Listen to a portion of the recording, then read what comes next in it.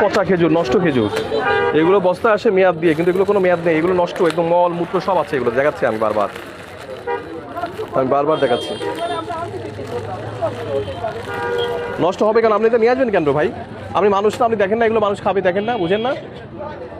আপনি ঘর জন্য এগুলো কিনতেন বা কিনবেন? আপনার পরিবারের লোকজনকে খাবেন এগুলো? তারপর আমি আপনাদেরকে দেখালাম গুড় আর চিনি দিছে, দেখছেন না? গুড় চিনি দেখছেন না?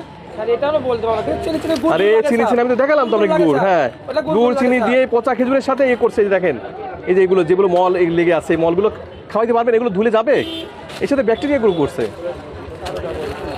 দেখছেন কি অবস্থা? এই যে এগুলো ধুলে যাবে, ওই মানুষগুলো অসুস্থ হবে, সে মারাও যেতে পারে স্বাস্থ্য ঝুঁকিতে পড়ে। এই দেখেন ব্যাকটেরিয়া এবং এগুলো আপনি এটা খাবেন তো সঙ্গে সঙ্গে, আপনি যদি ইত্যাদি এগুলো খান সঙ্গে সঙ্গে পেটে হয়ে আপনি অসুস্থ হয়ে পড়বেন, আর বাকি বোঝাগুলো সম্ভব তো হবেই না।